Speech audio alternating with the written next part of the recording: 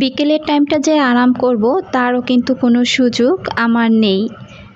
Hello everyone, আসসালামু আলাইকুম। কেমন আছেন আপনারা সবাই? আশা করছি কাছে দূরে দেশ এবং দেশের বাইরে যে প্রান্ত থেকে আজকে আমার নতুন আরেকটি ব্লগ ভিডিও দেখছেন না কেন, আশা করছি আল্লাহর অশেষ রহমতে সবাই বেশ ভালো আছেন। আমি বিথি, আলহামদুলিল্লাহ আমিও খুব ভালো আছি পরিবার পরিজন নিয়ে। আজকের ব্লগটি দুপুরের খাওয়া দাওয়া করার পর থেকে শুরু করেছি। তো ভাবলাম কাজ যেহেতু করছি আর আমার প্রিয় আপুরা আমার কাজগুলো দেখতে যেহেতু ভালোবাসেন, তো ক্যামেরাটা অন করেই ফেলি। বিকেলের পর আমি যে কাজগুলো করেছি সেগুলোই আপনাদের সাথে শেয়ার করেছি। একদম রাত অবধি যে কাজ করেছি। আসলে দুপুরের পর যে খাওয়া দাওয়া করে একটু ঘুমাবো সেই সুযোগটা কিন্তু আমার দুপুরবেলা হয়ে ওঠে না। দুপুরের পর যদি এই কাজগুলো না করে থাকি তাহলে দেখা যাবে কি এগুলো আবার আগামীকাল আমার জন্য কিন্তু বড় একটা কাজের পাহাড় হয়ে জমা থাকবে। তো ভাবলাম যে শুয়ে লাভ কি, হয়তোবা দুপুর টাইম এখন যদি আমি বিছানায় শুতেও যাই হয়তো বড়জোর 5 থেকে 10 মিনিট, এর উপরে আমার চোখে কোনো ঘুম আসবে না।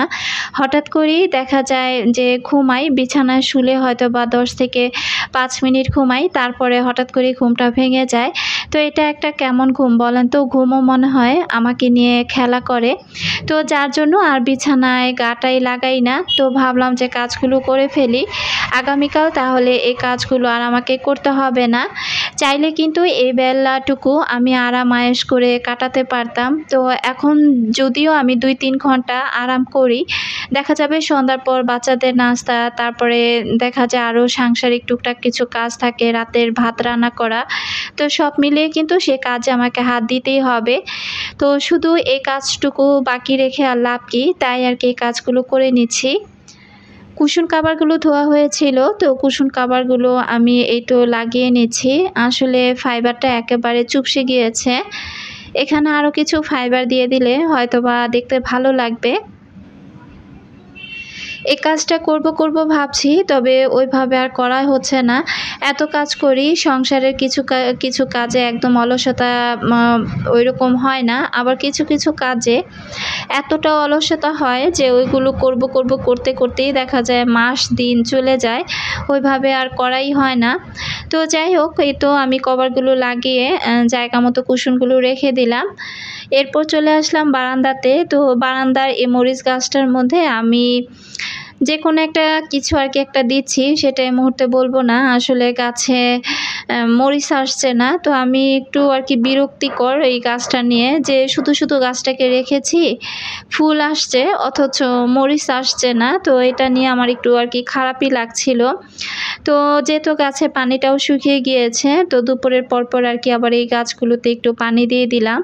অপরাজিতা গাছটাতে যত পানি দিই না কেন পানিটা খুব তাড়াতাড়ি চুষে নেয়।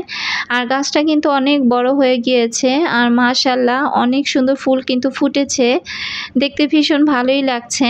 তো যাই হোক, বারান্দার মধ্যে একটু দাঁড়িয়েছিলাম। তো এরপর চলে আসলাম রান্নাঘরে। দুপুরবেলা গতকালকে দেখেছিলেন যে থালা বাসনগুলো ধুয়েছিলাম, ওগুলো কিন্তু এখনও ওইভাবে গুছিয়ে রাখা হয়নি। তো চাটা গরম করতে দিয়ে একটু বারান্দায় আসলাম আবার। তো বাইরের আকাশটা এত ভালো লাগছিল, তাই আর কি একটু ভিডিও করলাম। তো একেবারে সন্ধ্যাবেলা, তো এই ম্যাটটা আমি এই টি টেবিলের উপরেই বিছিয়ে দিলাম।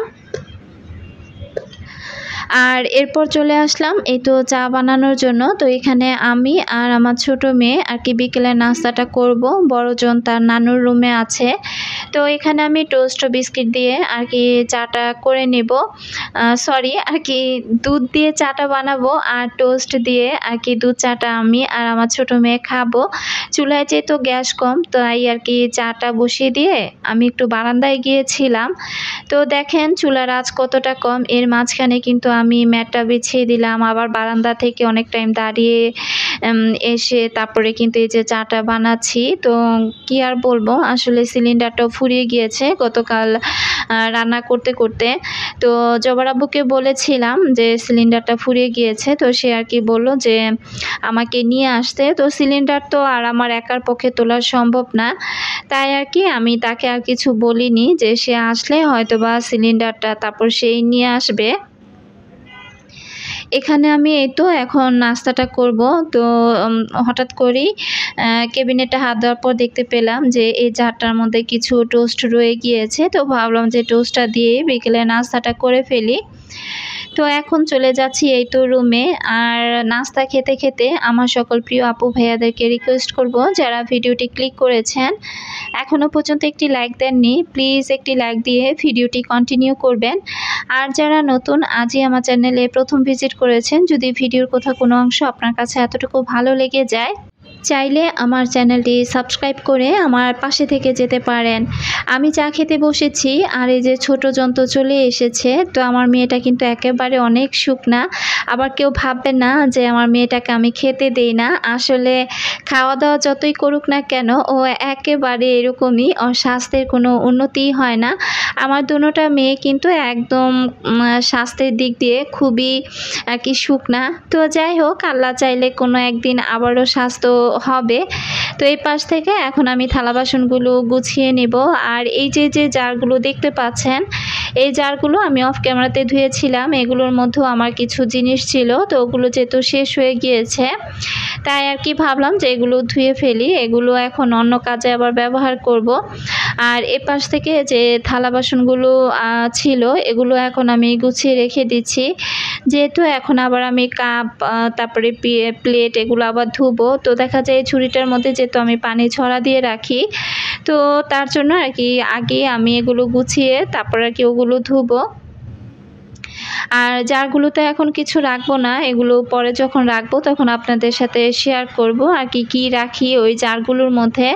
এখন আর কি আপাতত খালি হয়েছে তাই আর কি ধুয়ে নিলাম। আর কাপগুলো ধুয়ে নিচ্ছি। এখন কয়েকজন আপুর কমেন্ট পড়ব। মনি আক্তার আইডি থেকে আপু লিখেছিলেন, বাজারগুলো আমি কোথা থেকে করি। তো আপুর উদ্দেশ্যে বলে দিচ্ছি, বাজারগুলো আমি নবীনগর সেনা কমপ্লেক্স থেকে করে থাকি। যদিও আমি কমেন্ট বক্সে রিপ্লাইটা দিয়ে দিয়েছি, তারপরও আবার ভিডিওর মাধ্যমে বলে দিলাম। এপাশ থেকে এই যে পাতিলাটাও ধুয়ে নিচ্ছি। তো যাই হোক, আজকে কিন্তু অনেক কাজ করব। তো দেখা যায় কি যে সাংসারিক যে বাকি কাজগুলো থাকে ওগুলো কিন্তু দেখা যায় বিকেলে নাস্তা করে তারপরে কিন্তু খুব সুন্দরভাবে করে নেওয়া যায়। চাইলে কিন্তু পারতাম, ওই যে বললাম না যে একটু রেস্ট করতে, তো হাতে কিন্তু অনেক কাজ আছে। তো কাজ যেহেতু করব তো ভাবলাম যে কাজগুলো আপনাদের সাথে শেয়ারই করি। তো মশলার জারগুলো ধুয়ে দিয়েছিলাম, ওটা রিফিল করতে হবে। তারপরে বিকেলে রান্না আছে, তারপরে আপনাদের ভাইয়ার জন্য কিছু রুটি ফ্রোজেন করব। তো সব কিছু মিলিয়ে দেখা যায় যে কাজ কিন্তু অনেক। তো এই যে ওয়াটার বোতলটা, এটা কিন্তু আমার মেয়ে স্কুলে নিয়ে যায়। তো দেখা যায় ও শুধু পানিটা নিয়ে নেওয়া পর্যন্তই সার, ওইভাবে যে এটাকে একটু ধুয়ে পরিষ্কার করে রাখবে সেটা সে কখনোই করে না। তো সবসময় কিন্তু বোতলটা আমি ধুয়ে দেই। তো ভাবলাম যেহেতু স্কুল থেকে চলে এসেছে আর প্রতিদিন স্কুল থেকে আসার পর বোতলটা এভাবে ধুয়ে এক বোতল পানি আমি নর্মাল ফ্রিজে রেখে দিই, আর ও সে পানিটা সকালবেলা স্কুলে আর কি নিয়ে যায়। তো যাই হোক, বোতলটা ধুতে থাকি। আর আরেকজন আপুর কমেন্ট পড়ি।